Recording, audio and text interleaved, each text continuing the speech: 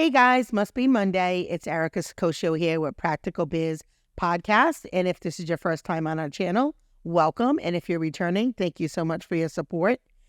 Today we are joined with the Executive Director, Kristen Williams from Riverzedge Arts. And if you watch our channel, you know we love supporting our community and the small businesses in our state.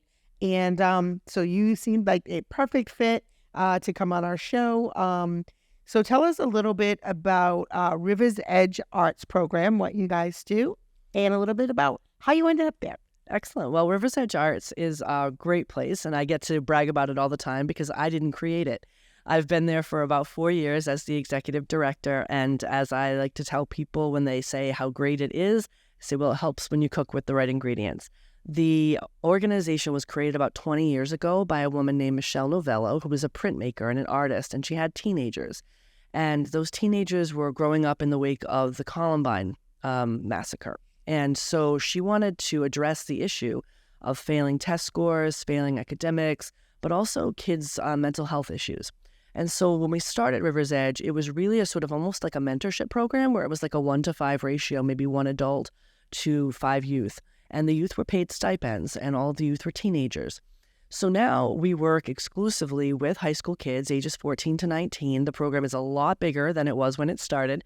We have about 50 youth right now that are on site with us at any given time at our headquarters in what's called the historic 2nd Avenue School in the Fairmount neighborhood of Woonsocket. I consider us a sort of economic redevelopment package for the city because we don't longer pay stipends. We pay actual minimum wage to youth who come to our program. So it's an after-school program, but it's also a program where kids come to have a job. And when they're there, they work with individual artists who are credentialed and have their own practices. And we work together to create projects that are in the areas of media arts and public art, which is sculpture or murals. We work in media arts, which is photography and videography. We work in screen printing and graphic design. And so the idea behind all of that is about 7 to 8 youth will work with any given instructor, and we'll turn out professional grade projects. So if you need a logo, we'll hand that to our graphic design students. They'll talk to you directly and work with you to create a product that you're really happy with. Wow. There's so many things there. As somebody who works with children myself, I love that. And I love that you guys give back to the community. I love that you also help support small businesses with the needs that they have because, not all of us know how to design a logo or a website or what to do on media or, the importance of product photography, all of those things.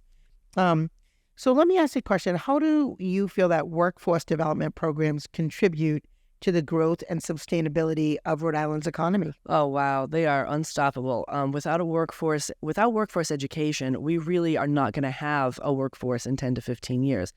I sat with economists recently at a DLT breakfast, Department of Labor and Training breakfast, and what they told us was not anything shocking.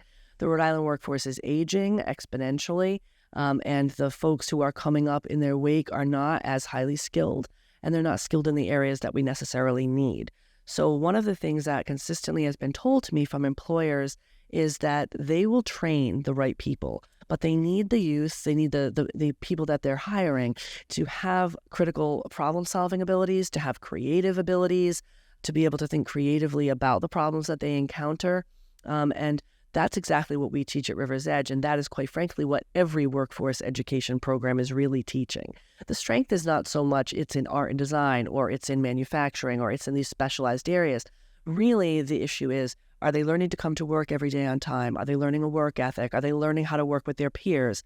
Are they learning social and emotional skills that'll make them successful in a workplace? Are they learning about the importance of diversity? Are they recognizing that there are going to be some people in that workforce that are going to need to face MECA at a certain time of the day? And that's a perfectly appropriate way to take a break. We're really trying to make sure that our kids are learning what they need to know to be really good teammates in a work environment.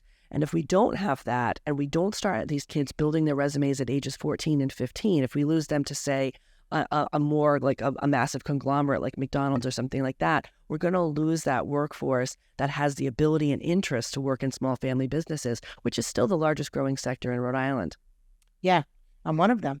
So yeah, I totally agree. And I think from the childcare end, I own several centers, finding the right staff is difficult. And I have found, because I've been in business for 17 years under my own umbrella, and many of the folks that I had have stayed with me a long time, but we all started in our 20s and 30s, and now they're aging out, as you said.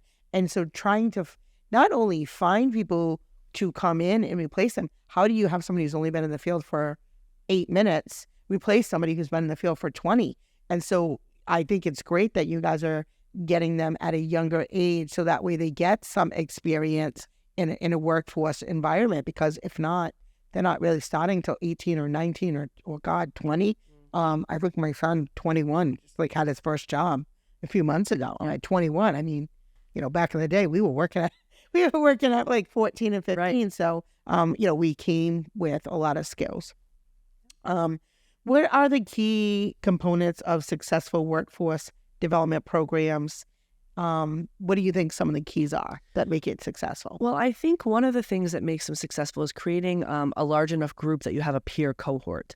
Each of the studios that we have 8 to 10 youth in them. There is a youth mentor as well, who's someone who has maybe been there a little bit longer and be a help to the instructor in the room. But if we have the right number, then we have the appropriate oversight, but we also have the appropriate amount of youth who have to be peers. In other words, we want to make sure that the youth have to create meaningful relationships with each other, because that's frankly how work gets done. You are very hard-pressed to find in any line of work where you work entirely independently. Wow, I said work a lot in that sentence, but that's what we're talking about. So the issue really is that even when you're doing, grant writing or something that people think is very solitary, the fact of the matter is you actually do need to work with a budgetary specialist. You need to work with, in my case, the artistic director. There are a lot of pieces that go into any kind of product that you're creating at any kind of business.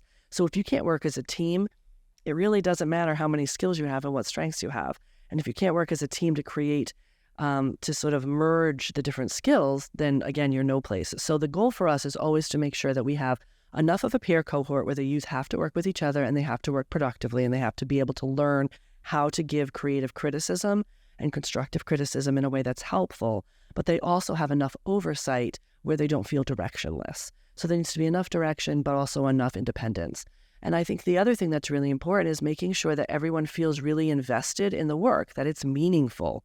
People don't want to go to work. And I think we saw when people left during the pandemic, they don't want to work anymore at jobs where they feel like someone is taking their labor, using it for the good of somebody else, and that they're not necessarily getting anything back from it. They're not getting enrichment. They're not getting any kind of growth in their personal life.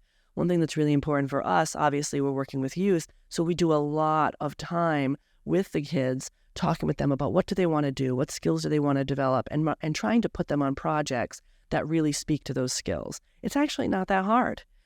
Trying to figure out what it is that they love and then pushing them toward that, it actually goes really quite smoothly, and then they're incredibly productive. We've had kids who we were told really don't work well at school, don't focus, have like many issues like ADHD, but they'll come to us and they'll work very hard and they'll forget to take a break, and we have to tell them, no, it's break time. You need to break now and take care of yourself and then go back to it.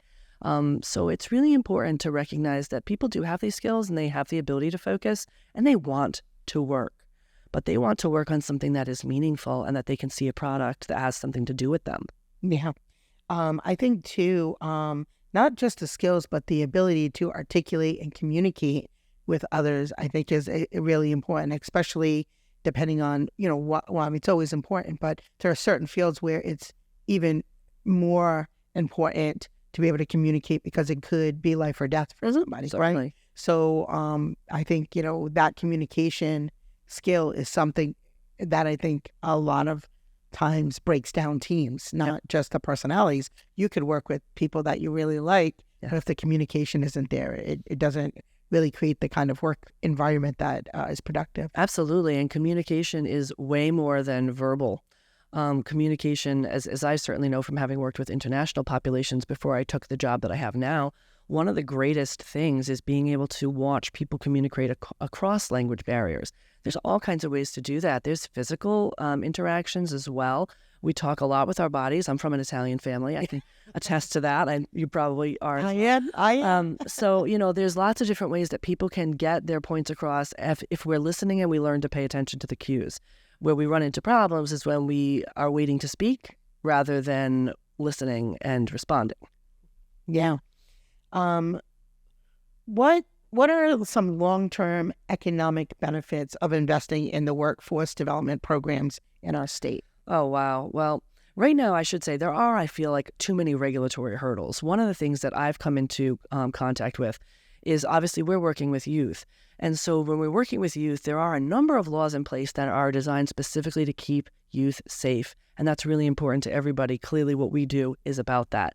But one of the other problems that we run into is that there's really no name for what we do. The kids aren't interns. We want to pay them. They are W-2 employees.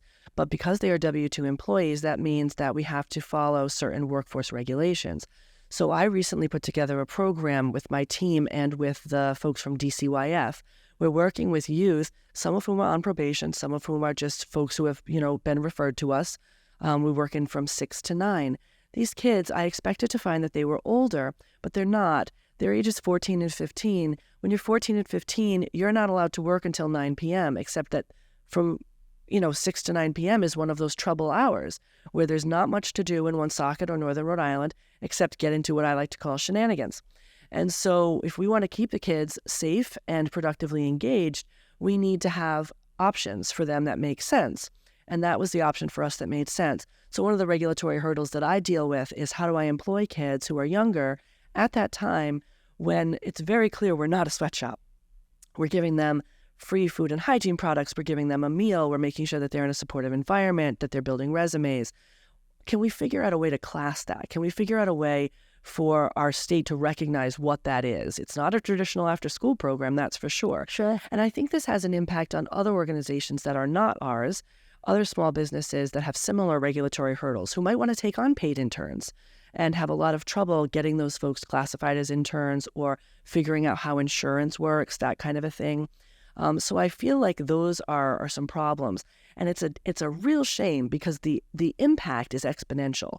To put a child or even really an adult into jail is so much more expensive, like by 3 and 4 times, than it is to put them in a workforce education program. If we go ahead and invest in our kids now, we're putting money into a future for the entire state. If we don't, then what we end up doing is actually throwing away a really valuable resource because the kids then effectively aren't developing and are going to become, instead of a solution, they're going to become a problem. And no kid should be seen as a problem. And neither, quite frankly, should any adult. We all have these wonderful, meaningful skills. Like I said, I also used to work with immigrants and refugees. And one of the things that we would constantly hear is that these folks came over with no skills. That simply isn't so. Someone who's a Bhutanese refugee actually knows how to make boats, like from hand, from a tree. Give them a tree, they'll give you a boat. That's a useful skill. What we need to do is find ways to get that person via transport to Narragansett, to other places where that is a skill that is useful, rather than trying to stick them in a manufacturing place where they're not going to be useful. Sure. And instead, we've got kids up in the Blackstone Valley. One of the things that is still really thriving is small manufacturing. Well, we're raising the next generation of makers at Riverzedge. I absolutely want to get them into manufacturing. We have a CNC machine. We're teaching them that. Those are transferable skills. So when we invest in workforce education, whether it's at Riverzedge Arts or it's in childcare prep or any of that, we're just making sure that in 20 years we've got a workforce, we've got a skilled workforce, and we've got an economy. Yeah. Which, if for every business owner out there in Rhode Island that is struggling, struggling for people who have skills that that can help run their business and be part of it. I love that you said, and be part of it and it be meaningful. And to me, that's also something that's really important. A fun fact too, is you're talking about Woonsocket, it brought me back to, in 2006, my sister Chris ran an after-school program in Morin Heights in Woonsocket. Nice, yeah. So she actually lived there for a while with her children when they were younger. So there is a connection there for my family as well. So could you please, because you work with a lot of small businesses through your program, could you maybe give us your best advice or business tips for small business owners of the challenges you see them going through? I think that healthcare is incredibly difficult to afford. Okay. One of the things I think that all small businesses are really struggling with is how do you get a health plan that's good for your employees? And I think group buying is going to become is going to become something that we have to do a lot more with in the future. The other thing that I think is something that is advice that I would give to any small nonprofit is you need to start seeing yourself as a business. We tend to see ourselves as a public good, as a public institution, but the fact is we do function as businesses. So one of the greatest things that I have, sort of explored recently is becoming involved with our chambers of commerce, getting more engaged with business organizations and fellow businesses, because even if it's not a nonprofit, they actually do have a lot in common with you. So I'd like to see more nonprofits working with more for-profits, because we can work together to create some really cool projects. The other thing I would say is that working with some of the small nonprofits that we work with, they're all really creative. They take a lot of skills and not a lot of income necessarily, and they do a lot with it. So I think that one of the things that would be helpful is if larger businesses or if the state itself were to do a little investment in small businesses and ask small businesses to actually do some tutoring. And to do some workshopping, perhaps, not unlike what you're doing here with sharing resources, but also with sharing the tips and the tricks about how to make something like QuickBooks work the best for you. What should your financial system look like? How much do you need in terms of checks and balances if you're a one-person business, if you're a two-person business? All of that was stuff that you're not trained to do. I have a PhD in American Studies. This is not something that I went to school for. So instead, it meant that I had to read a lot of books. I had to talk to people in for-profit and not-for-profit businesses and learn what the best thing was for us. I think a constant place of error is that we look at someone else's best practices and think that they're going to be the best practices for our business. They might not be. I think it's better to talk to a lot of different folks and find out, will this work for us? We took a lot of tips at Riverzedge from for-profit businesses because we have a fee-for-service component. Sure. That isn't going to be applicable to every nonprofit, and that's fine, but it's very applicable to us. So we had to look for best practices at a variety of different locations and then kind of cull them together and figure out what worked best for us. So I think that creativity is probably really important. So I would say paying a lot of attention to those systems that we have, your financials, your marketing, your branding, your website has to be gorgeous, paying attention to how you use your socials, all of that sort of stuff. And you need skilled professionals. You don't need interns necessarily for that. You want to make sure that you're bringing on a skilled professional who can then in turn maybe bring on some support staff like volunteers and interns. But I think that we tend to try to get as much as we can for free rather than investing in really good skilled individuals, maybe like a few of them, and they're going to grow your business exponentially. That is certainly what we have found at Riverzedge. Yeah, I think that's all very fantastic advice. Before we go on, we have a word from our sponsor. Today's episode is sponsored by the 2023 Rhode Island Business Summit, presented by Stella Business Concepts on September 21st at the Event Factory in Warwick, Rhode Island. Join us to connect with B2B vendors, amazing networking opportunities, and guest speakers like Patricia Raskin, who will talk to you about podcasting for your business, leadership with Mary Sullivan, or customer retention with me, Erica Sacosio, and more. We have panelists, and we also have a very fun, amazing lunch and learn with Rhode Island comic Poppy Champlin. Tickets are on sale now. Visit our website at www.stellabusinessconcepts.com. See you there. So thank you for sharing that advice. That advice is fantastic. I would say, could you maybe tell us about the best success or the biggest success that you feel you guys have had at your agency? Wow. There's been a number of them. In the past 3 years, we've seen a lot of growth at Riverzedge, which is interesting because it was not necessarily a period of growth for everybody, obviously with COVID. But I think that there's a couple of things that I'm the proudest of. We've assembled a team that we took from mostly part-time artists to now mostly full-time artists. And that's huge. During COVID, a lot of people had to cut back on staff, and I completely understand that. We didn't. We stayed stable, and then we were able to transition even part-time positions to full-time. That's really important for artists because unfortunately the gig economy is just not what it maybe used to be, or maybe it never was. But the fact is a lot of artists don't seem to have access to things like healthcare and benefits, and it's really important to us that they be able to stay with the organization. We don't like turnover. Turnover is expensive for any small business, but it's also particularly expensive when it comes to the culture of an organization. We want a stable, healthy, happy culture at Riverzedge. And our youth have had a lot of experience with instability in their own lives.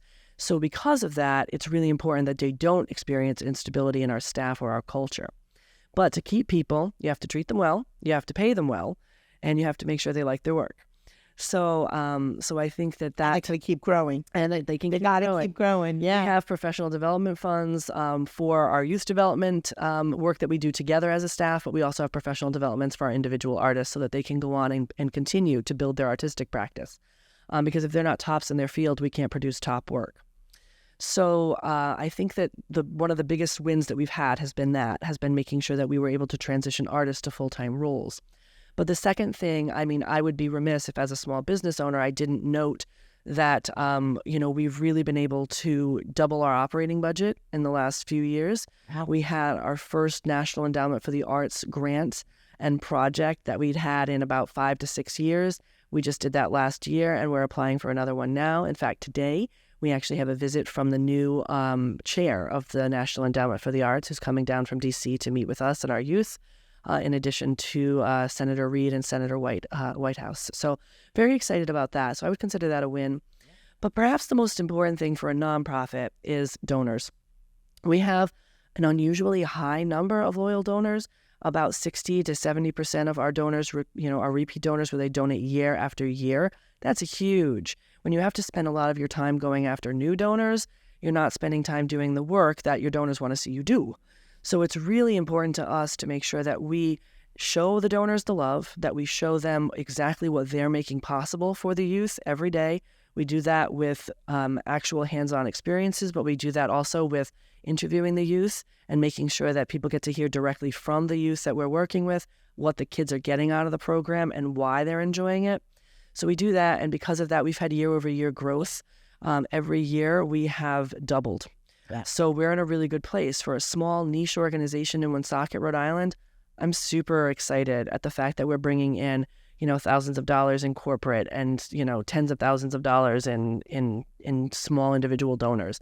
But mostly I think it's great that they stay with us. They think what we do is valuable. Yeah. Well, it is. It is valuable. So if I'm a small business owner and I want to work with your organization, can you tell us a little bit about that process? Absolutely.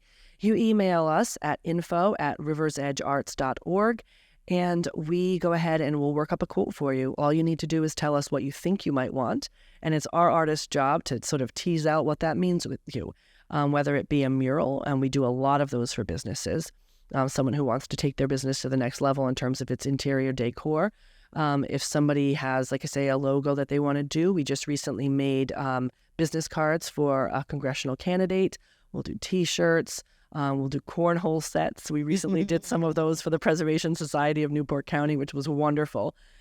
So someone just emails us, tells us what they think they want. We put them in touch with our artistic director, who brings in the artists and the youth. We come up with a plan. We work with the client to create an appropriate quote according to the budget that they have.